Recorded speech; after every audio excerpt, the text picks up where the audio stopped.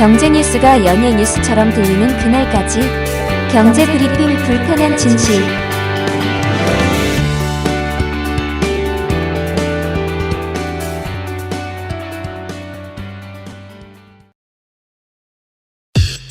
EPD의 픽. 지난달 28일 방송에서 부채 비율 900% 건설사가 존재한다. 4월은 정말 잔인한 달. 이런 제목으로 4월 위기설을 전했잖아요. 그런데 경불진 방송을 언론들도 들은 걸까요? 이후 언론들의 기조가 크게 바뀌고 있습니다. 정부에서 부인하는 4월 위기설, 이제는 많은 언론들이 대놓고 언급하고 있거든요.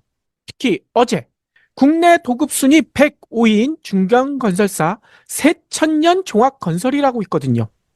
여기가 법정 관리를 신청하는 등 지방 건설사들이 줄줄이 무너질 수 있다. 4월 위기설이 현실화되고 있다.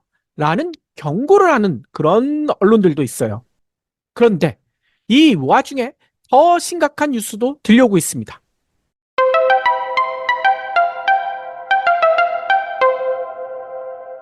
바로 건설사들의 목줄을 죄이는 미분양 뉴스. 미분양 털어내려 현금 5천만 원 드려요. 고인도 받아요.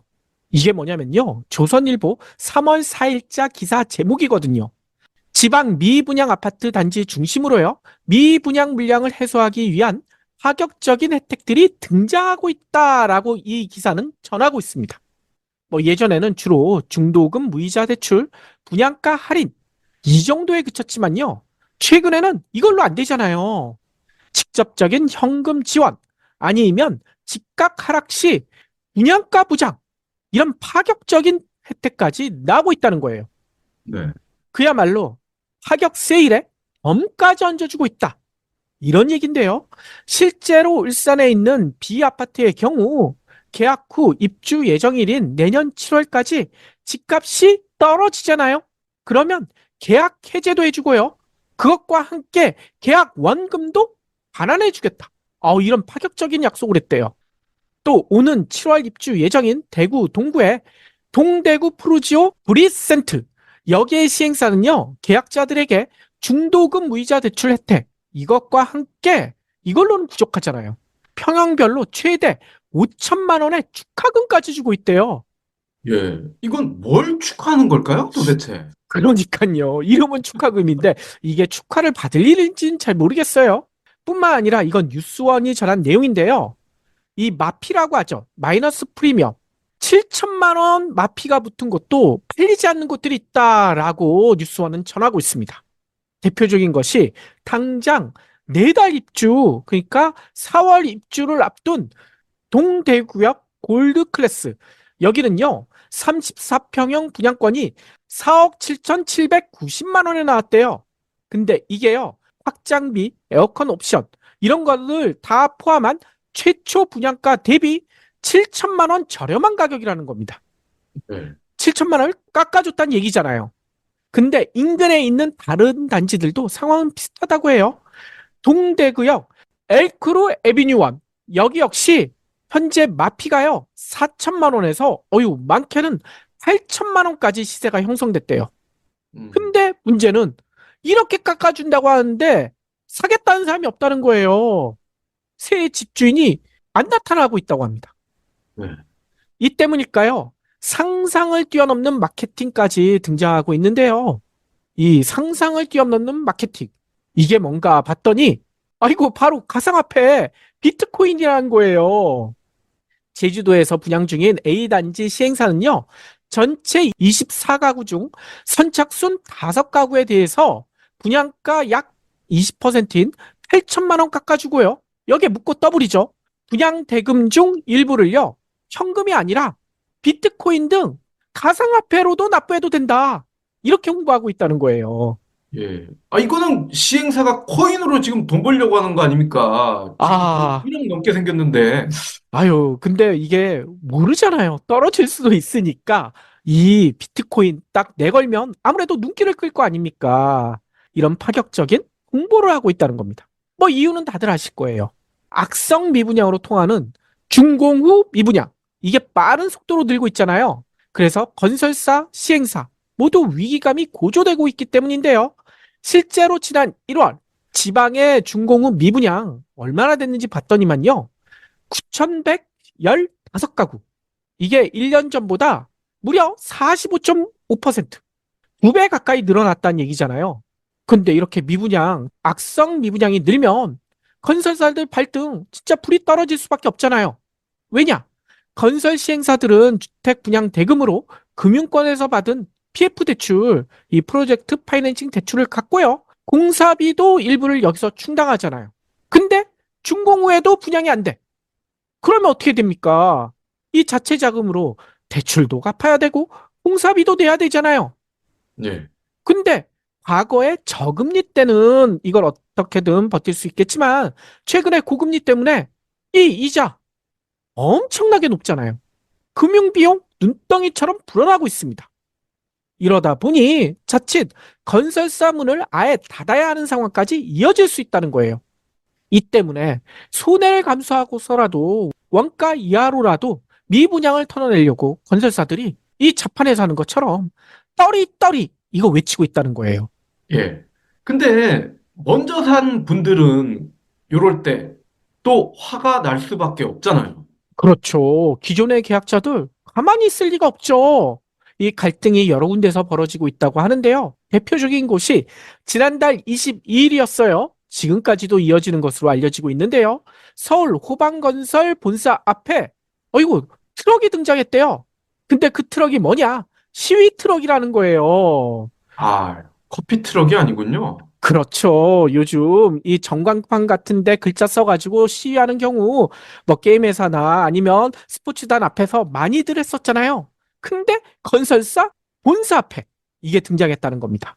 어떤 문구가 적혀 있었느냐 봤더니만요.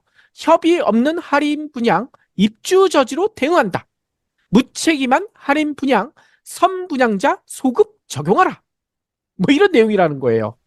음, 왜 이렇게 시위까지 하느냐? 지난해 초에 입주한 대구의 한 아파트 주민들이 건설사가 최근 내놓은 할인 분양 정책, 이거에 크게 반발하여서 이 대구가 아니라 서울까지 올라와서 상경 시위를 하고 있다는 겁니다. 이 사진까지 있어요. 이 단지는 준공 1년이 넘도록 전체의 약 15%가 미분양으로 나와 있다는 거예요. 그래서 어쩔 수 없이 시행사는 분양가를 최대 9,300만 원 할인하기로 했다고 합니다. 그래서 이 덕분인지 이후에 20가구 정도가 할인된 가격 9,300만 원 깎아가지고 분양 계약을 맺었다는 거죠. 근데 이 사실을 안 기존 계약자들 화가 안 날래야 안 날 수가 없잖아요. 네. 나는 정상 분양가 냈는데 9,300만 원 넘게 더 냈는데 당연히 반발하고 있죠. 9,300만 원 손해봤는데 이거 가만히 있을 사람이 어디 있겠습니까? 현재 입주민들은 아파트 출입구와 각 가구 발코니 등의 할인 분양에 반대하는 현수막을 내걸었고요. 향후 할인 분양을 받아 입주한 가구에 대해서는 관리비, 주차비 뭐 20% 가산하는 관리규약 변경도 추진하고 있다고 하는데 이 갈등 해결이 쉽지 않은 상황이라는 거예요. 아, 물론 이분들 심정은 이해 가는데, 그렇게 해서 계속 공실이 남아있게 되면, 이분들이 부담해야 될 관리비는 계속 높은 수준이 되는 거 아닙니까?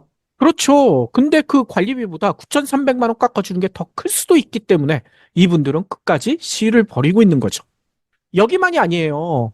오는 10월에 대구 입주 예정인 C아파트 역시 건설사가요. 작년에 2천만 원이었던 현금 보상, 작년부터 현금 보상을 했었대요. 근데 이래도 안 팔리니까 최근에 묻고 3천만 원 더, 그러니까 5천만 원을 올렸다는 거예요. 그러니 기존 계약자들, 아니 왜 우리는 3천만 원 덜 줬어? 우리도 같은 조건을 적용해달라 라고 반발하고 있다고 합니다. 네. 아니 이거 반발을 안 하는 게 더 이상하지 않나요? 따라서 저희는 이런 생각도 들어요. 이 건설사들 아직도 정신을 차리지 못한 게 아닐까. 왜냐면요. 이런 일이 벌어진 이유가 있잖아요. 건설 경기가 화랑일 때 무리하게 계약을 따냈다가 경기가 꺾이면서 문제가 생긴 거 아닌가요? 그러면 판단 잘못을 내린 것부터 반성해야 되잖아요. 그리고 앞으로 이런 판단 미스 안 하도록 내실 다지게 나서야 되는 게 정상 아닙니까? 근데 내실 다지기 이거 기존 고객들이 떠나가지 않도록, 그분들이 마음 상하지 않도록 노력해서 충성 고객을 만들어야 되는 거 아닌가요? 근데 일단 잡은 고기니까 그건 내팽개 치고 이 다른 물고기 잡으려고 하니 잡은 물고기들이 가만히 있을 수가 없겠죠. 이 할인 분양 등 파격 마케팅을 할 때는 기존 입주민들의 반발, 이거 최소화할 방안도 함께 고민해야 되는데 팔뚝에 불 떨어졌다고 그런 거 다 놔두고 일단 팔기만 하면 돼.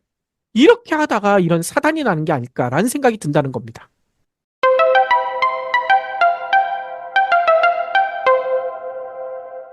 이런 사이에 더 황당한 일도 벌어지고 있다고 합니다. 뭐냐면요. 건설사들은 주택이나 아파트 이거 지어서 팔아가지고 수익을 올려야지 그 건설사가 유지될 수 있겠죠. 근데 이런 건설사에게 앞으로 당분간은 주택, 아파트 짓지 마. 이러면 어떨까요? 이 망하라는 얘기 아닙니까? 네. 근데 실제로 그런 일이 벌어지고 있다는 거예요. 건설사에게 아예 더 이상 주택을 짓지 말라는 황당한 대책이 검토 중인 곳이 있대요. 그곳이 어디냐? 한동안 한 달 살기에다 중국 투자붐으로 건설업 호황을 누렸던 제주. 아, 제 고향인데. 이 제주. 제주에도 건설업 경기가 크게 꺾여서 찬바람이 거세게 몰아치고 있거든요. 지난 1월 기준 통계를 보니까요. 제주 미분양 주택이 2,486호나 돼요. 이 중 악성으로 불리는 중공업 미분양도 1,089호. 이 중공업 미분양 이게요. 역대 가장 많았을 때가 2021년 1월이었는데 이거를 훌쩍 뛰어넘었다고 합니다. 근데 제주는 또 재미난 게 있어요. 이 미분양 주택이 주로 제주시나 서귀포시 이 도심 지역에 있을 것 같은데 그게 아니라고 합니다. 읍면 지역에 집중돼 있다는 거예요. 어, 그 이유가 뭘까? 실수요자가 아닌 외진 투자자들을 겨냥한 고분양가 주택이 많았기 때문이다라고 언론들은 설명하고 있어요. 실제로 5억 원 미만 이런 주택 584호, 5억에서 7억 원 사이가 331호, 7억 원 이상이 857호. 이 상당수 미분양 주택이 고분양가 단지에서 발생하고 있다는 거예요. 여기까지 언론들은 설명하는데 진짜 이유가 뭘까?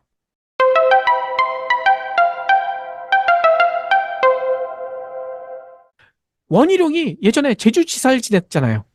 그쵸. 그 사이에 각종 부동산 규제를 대거 풀었거든요. 이 뉴스를 찾아보면 다 나옵니다.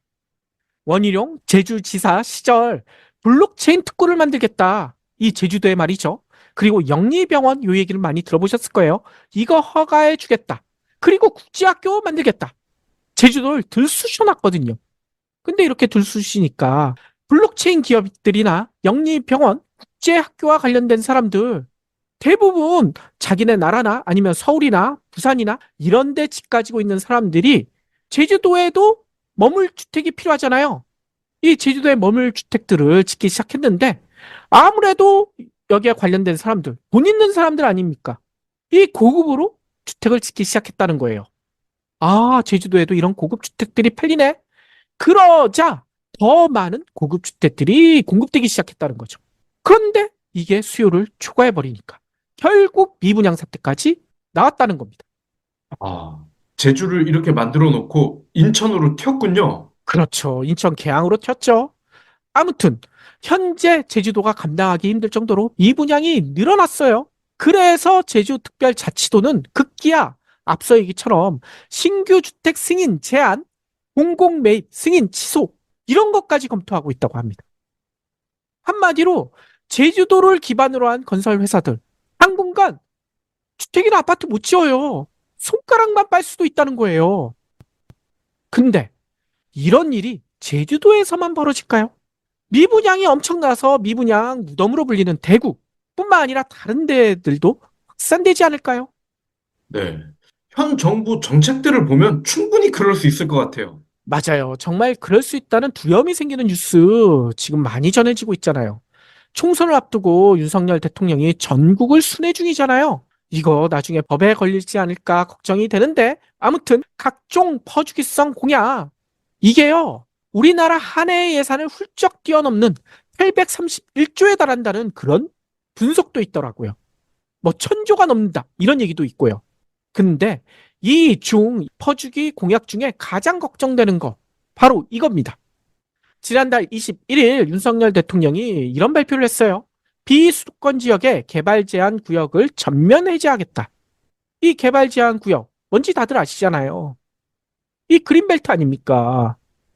부산, 울산, 창원, 대구, 광주, 대전 6개 광역시의 주변 그린벨트 2428 평방킬로미터 이게 대상이라고 합니다. 근데 이걸 해제한 뒤에 산업단지 등으로 활용해서 지역 경제를 살리겠다라는 게 윤석열 대통령의 생각이라고 하더라고요. 근데 여기서 26일에는 할 수를 더 떴어요. 뭐냐면요. 군사시설 보호구역. 우리나라가 북한과 대치하고 있기 때문에 강원도나 경기도 북부 이런 데는 군사시설 보호구역이 많잖아요. 이것도 339제곱킬로미터를 해제하겠다고 합니다. 지금 울산 정도를 제외하면 이 광역시들 대부분 인구가 줄어들고 있거든요. 인구가 줄어드는데 개발 제한 구역을 해제한다? 이해가 안 되네요. 그러니까요. 아니 게다가 지금 기후위기 막아야 되는데 그린벨트 풀고 군사안보 북한에 위협이 있다면서요. 근데 이 군사시설 보호구역을 해제하고 뭐 이 문제는 입만 아프니 더 거론하진 않겠어요. 하지만 경제적으로 따졌을 때 이 해제되는 지역에 산업단지와 함께 다른 것도 건설되겠죠. 아파트 건설 추진되지 않겠습니까? 근데 앞서 얘기처럼 지금 미분양이 쏟아지고 있어. 아파트 공급을 줄여도 시원치 않을 판에 이거 더 늘리면 엎친데 덮친 거 아닙니까? 불난 집에 부채질하는 것도 아니고요. 그리고 이런 사실을 아는 분들, 무주택자들, 집을 사려는 사람들도 이렇게 공급이 늘면 가격이 더 떨어지지 않을까? 기다리지 않을까요? 네. 그러면 미분양 부담에 짓눌린 건설사들, 현금 보상, 분양가 보장, 가상화폐 이런 것 가지고는 안 돼. 더 파격적인 마케팅을 할 수밖에 없지 않을까요? 과거 미분양사 때 등장했던 1+1 아파트 한 채 사면 한 채 더 줘. 이런 마케팅까지 다시 나올지도 모른다는 거예요. 네. 이러면 자금력이 약한 건설사들부터 무너지겠죠. 근데 그것뿐만이 아니에요. 대형 건설사들도 크게 흔들리지 않을까요? 앞서 방송에서도 전해드렸지만 부채 비율이 200%가 아니라 400%를 넘는 대형 건설사들 쏘도록 하잖아요. 아니 혹시 대통령실에서 이런 생각을 하는 건 아니겠죠? 이참에 우리나라 건설사들 줄줄이 무너지기를 바라는 거. 설마 이건 아니겠죠?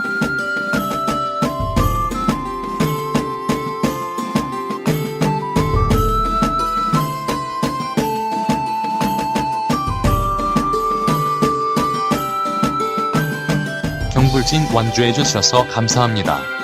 하트 투척, 댓글 남기기, 링크 공유, 계좌 후원 등 경불진 2PD에게 힘을 보태주세요. 더 좋은 내용으로 보답하겠습니다.